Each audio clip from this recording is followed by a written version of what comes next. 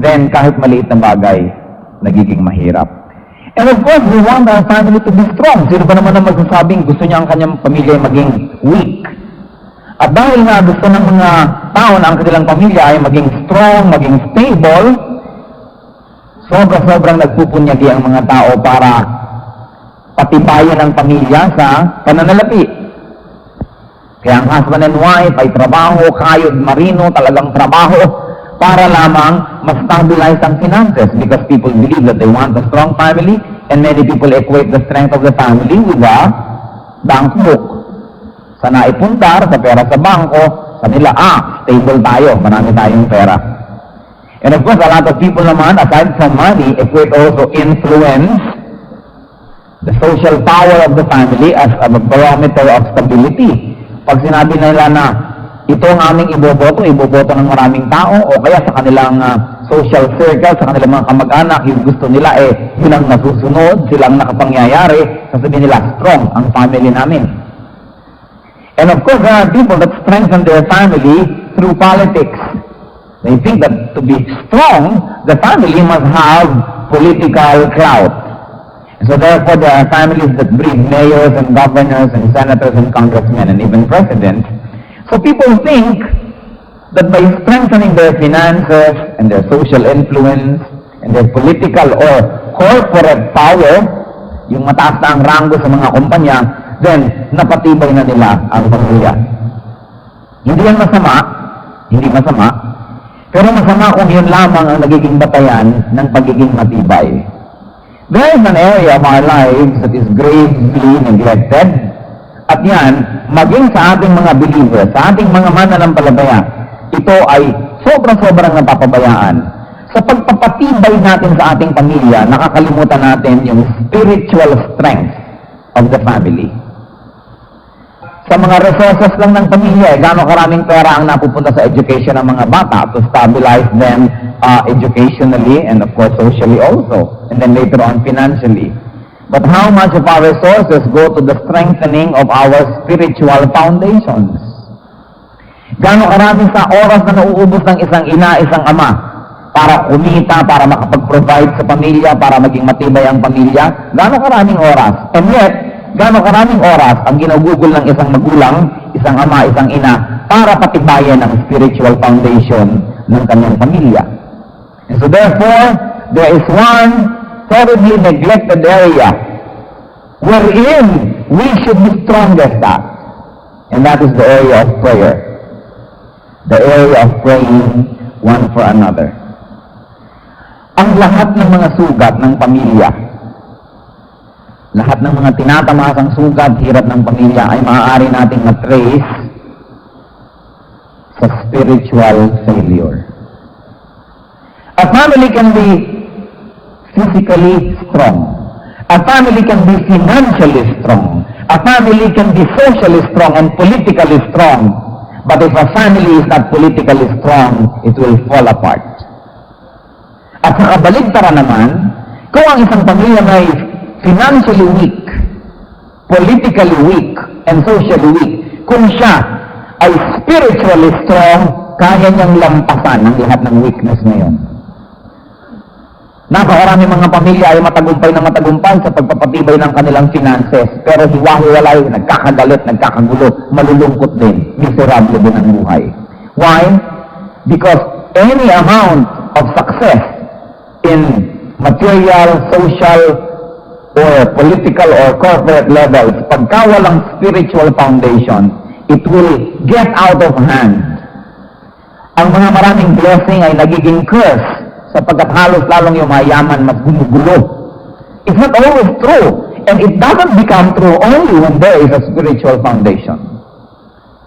Gusto natin maging matatag ang mga pamilya natin, pero ang atin lang inaasahan ng katatagan na yon, karamihan pera, karamihan, kabuhayan, karunungan. Nakakalimutan natin na babaliwala ang lahat ng yon kung magkakaroon ng spiritual failure.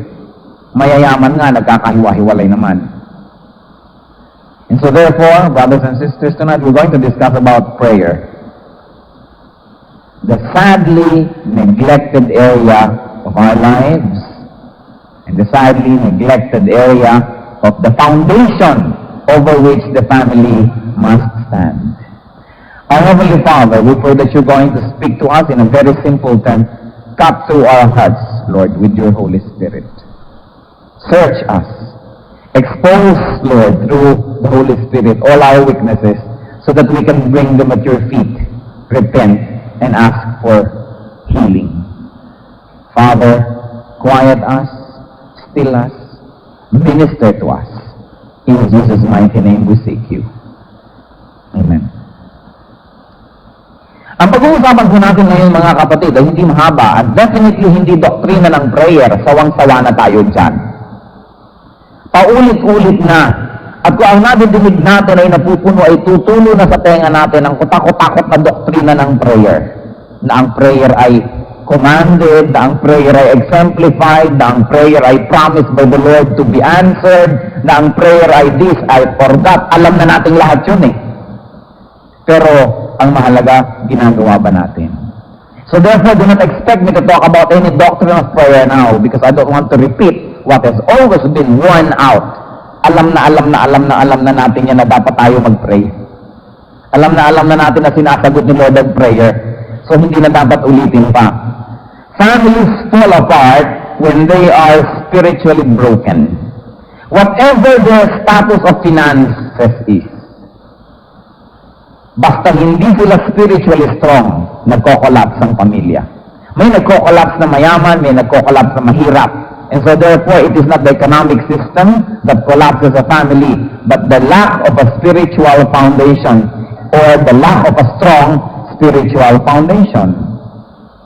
Despite financial, social, and political and intellectual strength, if there is no spiritual strength, everything will be wasted. Only spiritual brokenness cause families to fall apart. At yan ay paulit-ulit ko nang sinabi kanina pa. Sa ating ang sinabi, in fact, the stronger the family is, spiritually speaking, mas lalo silang binibigyan ng mga pagsubok, at mas lalo silang naghihirap, at mas lalong kinakalog-kalog at kinahihirapan ng kanilang buhay, lalo silang nagkakapit-kapit at lalo silang nagyayakap-yakap. In fact, habang kinakalog mo ay lalo namang tumitibay ang pamilyang ito dahil spiritually strong. And so it is spiritual strength that is our only defense against all the attacks of the evil one. And you know, the evil one likes to attack the family. Kapag ang pamilya ay nasira na ng kaaway, especially pag nasira na niya ang mag-asawa, napakadali na lahat. Pag ang mag-asawa ay nagkagalit na at nagkakagulo na, napakadali na itong si teenager na babae ay mag-premarital sex at bigla na lang maging pregnant. Na itong si lalaking anak ay mag-drugs o maglasing and ma-involve sa crime. Napakadali na para si wife ay magkaroon ng adulterous relationship at napakadali na para si husband ay maging adulterous din. In other words, para bumali ang trabaho ni Satan in destroying the world, he destroys the family. At para bumali ang destruction ng family, ang kinokonsentratan niya yung mag-asawa. Sapagkat pag yan ang nagkagulo, ang dali na lahat na kasama ng sasabog at bubuho. And so therefore, brothers and sisters, husbands, wives, parents, huwag kalimutan ang spiritual foundation. Kadalasan nga sa pagpapatibay ng financial foundation, doon nagkakagiba-giba yung buong pamilya. Doon nagkakaaway-away, doon nagkakahiwa-hiwalay. Yan ang problema. And so therefore, let's identify the enemy. If you want a strong, a solid, a cohesive, and a happy family, prayer is the best. In fact, the only real solution. Sabi sa Bible, we do not fight with flesh and bones, but with principalities, with powers in the air. Ang pakikipagtunggali natin ay hindi physical, spiritual ito. Akala niyo ba yung mag-asawang nagkakagalit, nagsampalan is a physical problem? No, it is a spiritual problem. But every spiritual reality will have a physical counterpart. Every spiritual reality will express itself in the material world. Kaya ang mag-asawa, pag spiritually magkahiwalay na, magkakaroon na ngayon ng material and physical crude and material and, of course, a very physical and a very tangible expression na nagkahiwalay na sila. Kaya naroong maghiwalay ng kama, naroong nakatalikod yung isa sa isa, naroong magkaiba ng oras matulog. Meron naman pagka nandun na yung husband niya, plancha ng plancha hanggang alas 2 ng umaga para tulog na yun bago siya mahiga. Dahil there is already a spiritual distance, kasunod na yung physical. Every spiritual truth expresses itself in the material world. Kaya pag nakikita natin yung material problem, symptom lang yon. Ang totoong pinanggagalingan nun, spiritual. Brothers and sisters, everything is spiritual.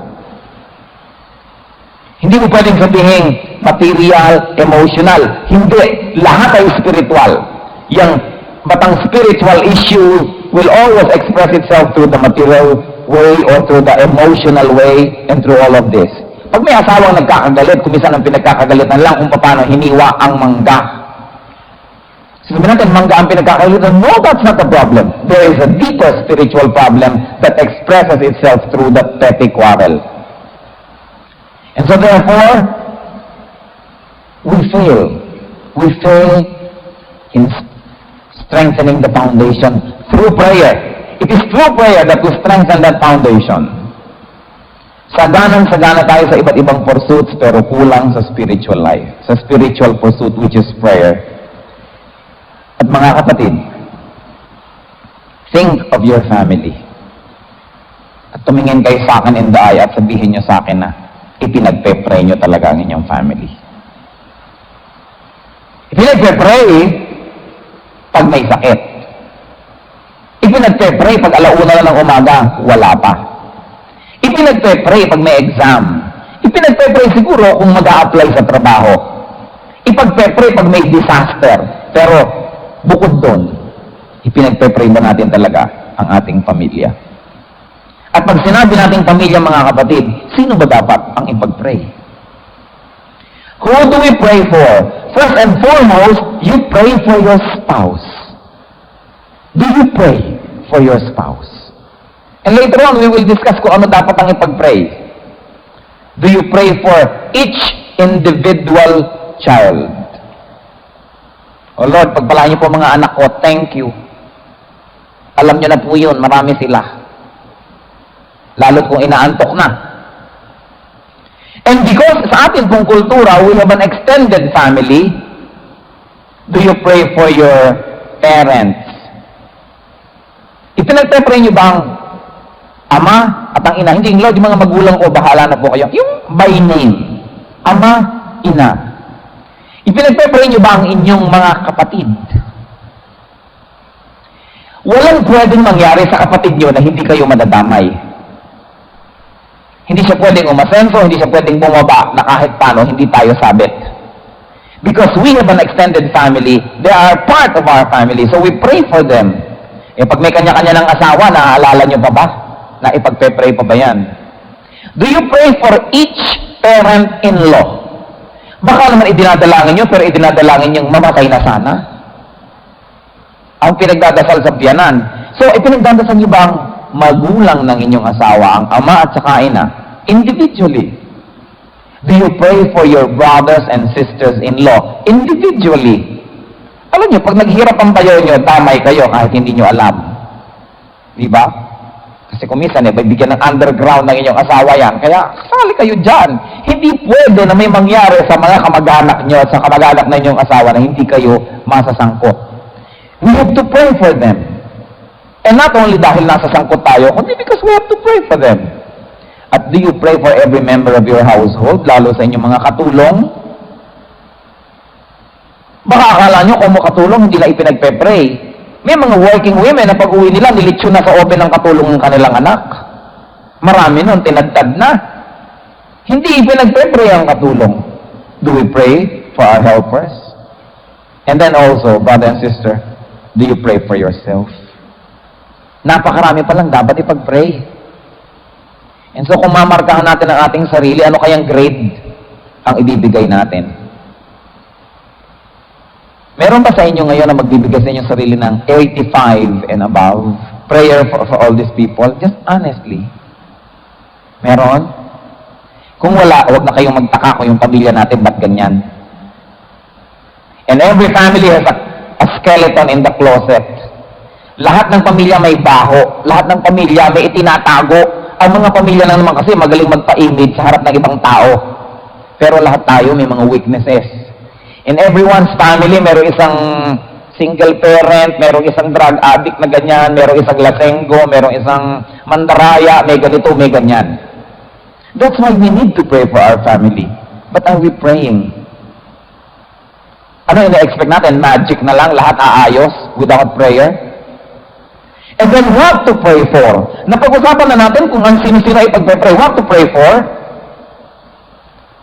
Unang-una, pray for their spiritual life or salvation. Ipinag-pray ba naman natin na masave si Hipag, masave si Bayaw, masave si mother-in-law, masave si Katulong? Are we praying for their salvation?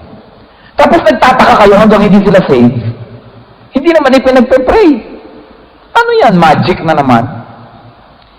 And then, for those that are already saved, we pray for their spiritual growth. Sa inyo po mga miyembro ng pamilya na saved na, ipinag-pray niyo ba sila individually na mag-grow? O number one lamang tayong critic, pero hindi natin ipinag-pray.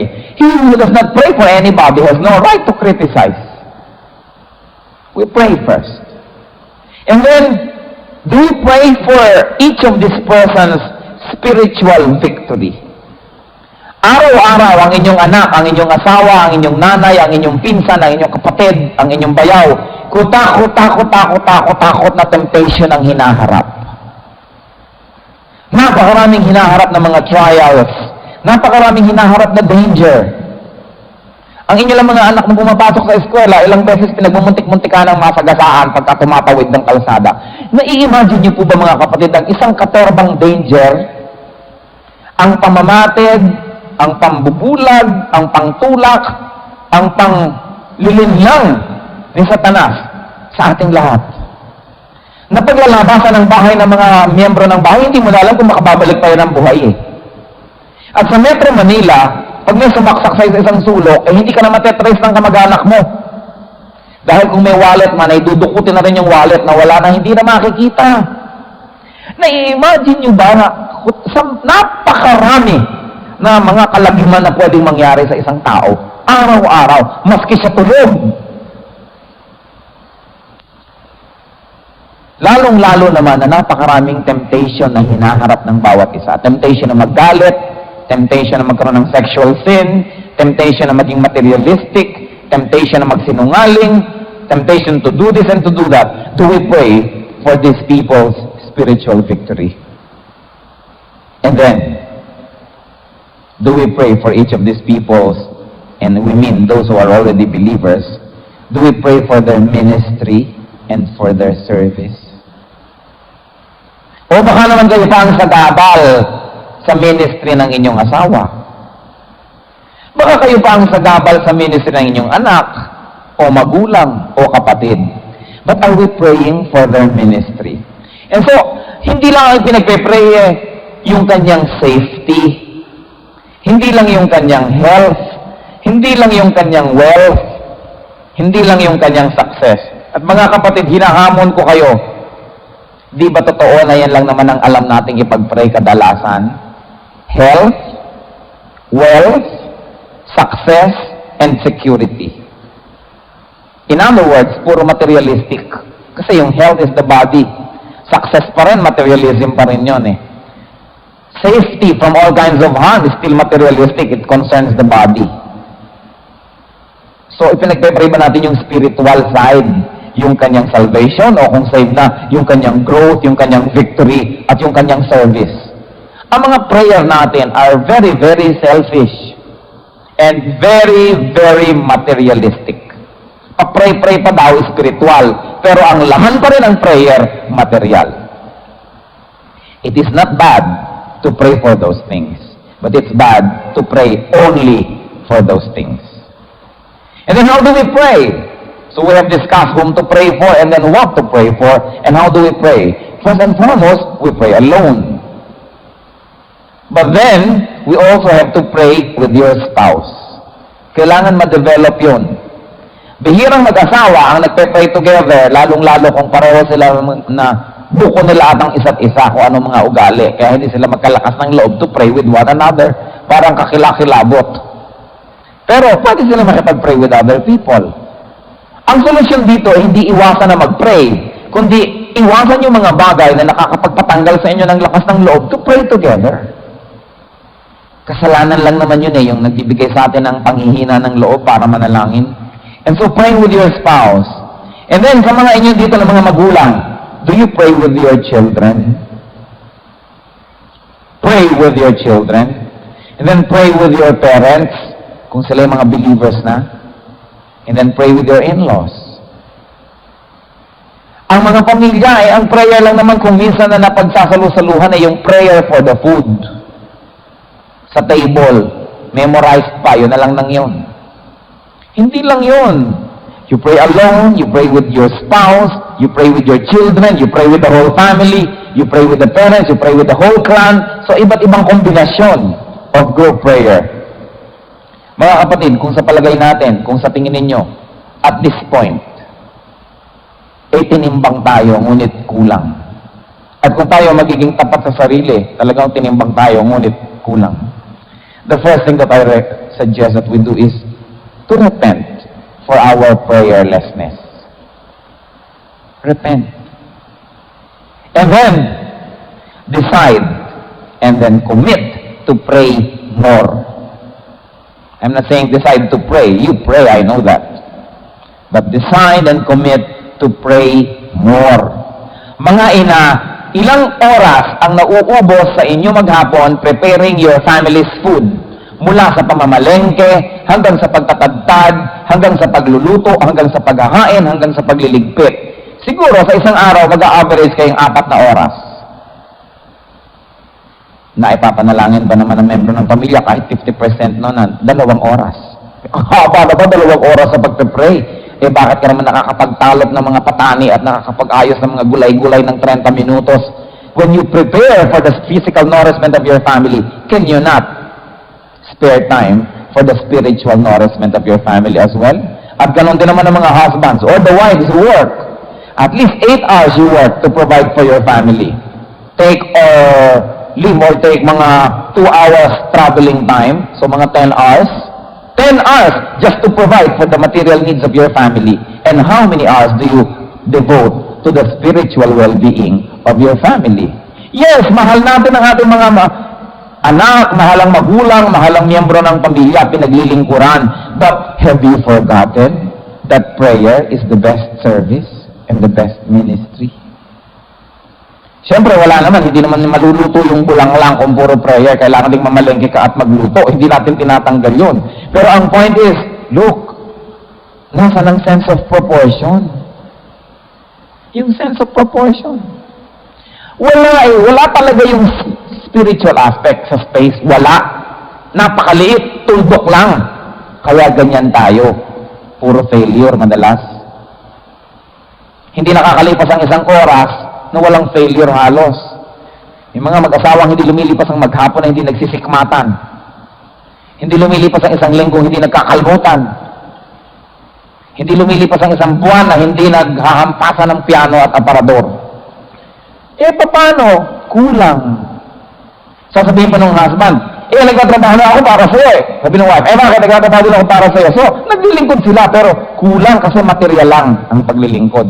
Kaya gano'n na nangyayari. There's a lot of failure, let's be honest. There's a lot of failure. And it's only because there's very little prayer for one another, and there's very little prayer for the right things. And so pray. Decide and commit to pray more. Discipline yourselves to pray more. All of us should do that.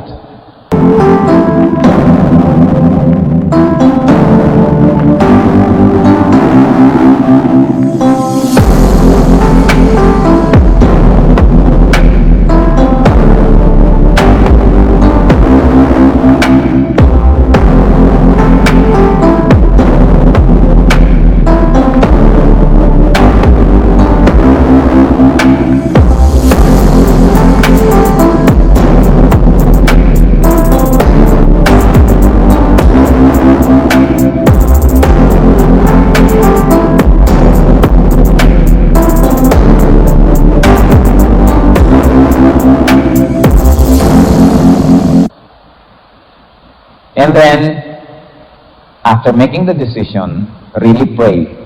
And what do I mean? There are many ways to pray. Pray alone.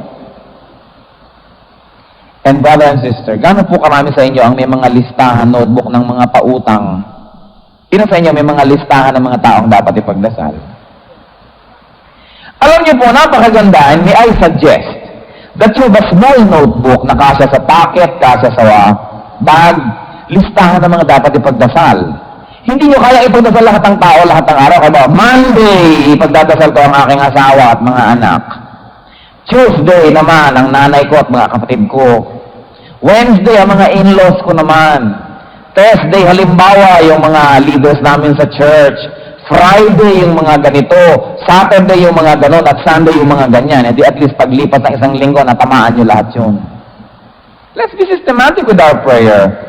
At nakasakay kayo sa bus, o di ilabas yan, kaysa magmukmuk kayo sa traffic, o ayun, Tuesday ngayon, ipag-pray ang mga taong ito. O bababa na kayo, o di tigil muna doon, mamaya uli, naghihintay kayo sa mga opisina ng dentista, at ang tagal-tagal maghintay dyan. Mga opisina ng doktor, imbes magbasa ng kung ano-anong mga intriga magazine dyan, di ilabas ang inyong mga prayer notebook at ipag-pray ang mga tao. And then aside from the regular prayer, meron kayong mga ipag-pray na tao na ini-induce ng Holy Spirit na ipag-pray nyo sa araw na yon. Pero it is our obligation to pray for our family. At maliban gawin po natin yan na systematic, wala, hindi na yan mangyayari. Ang ipag-pray nyo lang lagi yung ooperahan bukas, yung nahulog sa hagdan kanina. Again, yung mga immediate needs, yung mga urgent. And I tell you, urgent things are not always the important things. Pero inaagaw ng urgent ang attention natin from the more important, which is less urgent. Kaya huwag tayo magpadaya. Every step of the way, may deception eh. Kailangan prayer notebooks. Pag tinignan nyo ang listahan ng mga may utang, kumisan umiinit ang ulo mo. Pagka mga listahan ng mga ipagpe-pray, nakakapagpasarap ng damdamin that we can pray one for another. So I suggest, keep a prayer list. Mas maging systematic po tayo mga kapatid sa ating prayer life. Pag hindi tayo systematic, pag hindi natin ipinaglaban ito, laging ito ang nawawala. Inaagaw ang ating panahon ng maraming bagay na nagsusumigaw, napapansin natin, pero hindi naman laging mahalaga. So one suggestion that I like to give you tonight, keep a prayer notebook. And another, have a family fellowship in prayer. Preferably every night. If you cannot do it, at least once a week. But if you can do it every night, it doesn't have to be very long. Kayo, head of the family, pwede kayo magpa-pray. Yung mga young people, when we minister to young people, they like, pero ayaw ng magulang, so wala ka magawa. Kayo, mga magulang, pwede kayo magpa-pray, pero meron bang prayer time ang pamilya? Let's say 8 o'clock, 9 o'clock. Bago antukin ang lahat, pagka-dinner, bago magligpitan na mabuti, o bago mag-TV, magganito, magliguan at magkanya-kanya ng gagawin, magsuutan sa kanya-kanyang kwarto, prayer. It doesn't have to be very long, and I think 30 minutes will be a good time to pray. Ipagpe-pray yung mga victories for the day, to thank the Lord. Ipagpe-pray yung mga failures, ipagpe-pray yung following day. 30 minutes is really short, but let's be realistic. At least magka 30 minutes, salamat na yun. And if the family has already developed that, then it can probably be extended to an hour. And then say, 1 hour, haba naman yun. Pero kung magpanooran ng TV, 3, 4, 5 oras, pwede yun. Kailangan lang ipaglaban. Kailangan isingit. Okay, 8 o'clock, prayer time. Patay ang TV, patay ang lahat. Pray tayo. Gawin niyo po mga kapatid, matagal na nating alam na dapat yun. Ang dapat naman gawin na. Hindi na pinag-uusapan kung alam o hindi alam. Ang pinag-uusapan, gawin na. It's very important to have a prayer list and then to have a prayer fellowship with your family. And then just keep it. Keep on praying. Keep on praying. Si Samuel, one of the greatest prophets of the Lord, kita niyo po ang sabi niya, huwag mangyari sa akin na magkasala ako sa Diyos kung ako ay hindi ko kayo ipapanalangin. In other words, out of his mouth, he is telling us that not to pray for the people that we should pray for is a sin. By not praying for them? Yes, we do, if we do not pray for them. Akala natin good provider na tayo. Akala natin ang babait na nating family member. Pero kung doon tayo nagkukulang, mga kapatid, ito ang pinakamalaking pagkukulang na hindi natin maipanalangin ang bawat isa. Pwede natin gawin kasi wala namang bayad. Hindi natin pwede sabing, I cannot afford it. Hindi natin pwede sabing, wala akong panahon. Lahat tayo binigyan ng Panginoon ng 24 hours. Tig to 24 hours tayong lahat. Wala dito ni isa na mas marami kaysa sa 24 hours ang oras niya everyday. Pwede. It's only a matter of disciplining ourselves, cutting down on unnecessary activities, and then doing what is essential and what is important. I'd like to challenge you, brothers and sisters, as family members, as heads of family, as mothers, as fathers, be more prayerful. What we can actually do is very limited. Pag ang inyong mga anak ay lumabas na ng bahay, may magagawa pa kayo. Maipagtatanggol nyo pa ba yan sa mga sasakyan, sa mga drug pushers, sa mga rapists, sa mga murderers? Wala na.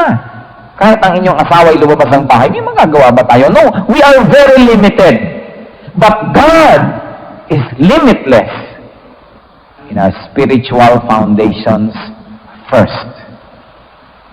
If a family has a strong spiritual foundation brought about by prayer, the family can weather all storms. The family will not only survive, but will also grow and bear fruits and be prosperous. Pray for you and pray for your family. Once again, as I have suggested, keep a prayer notebook. And then start, or if you have started, continue a family prayer time. This is the greatest thing that we can do for our family members. Hindi yung insurance na ibibili natin sa mga bata, hindi itong bahay, hindi lahat. All those things are nice, pero palabok lang dapat yan. Pray. Pray for your family. Our Heavenly Father, we pray that you're going to crystallize this message in our hearts. Napakarami na namin, Panginoon, nadinig ng mga mensahe, mga Bible studies tungkol sa pananalangin. Kaya masasabi namin, Lord, alam na po namin ito. Ang hinihiling ko sa inyo, Panginoon, ngayon, make it real in the lives of these men and women who had their families. That prayer take a central part in their lives. That prayer be the avenue through which you can strengthen and bless the family. Turuan niyo po kami, Panginoon. Teach us how to pray. And teach us to pray intensely. At nawa, Panginoon, hindi lamang marinig ang mensaheng ito, maging totoo. May it take fruits in the lives of these men and women.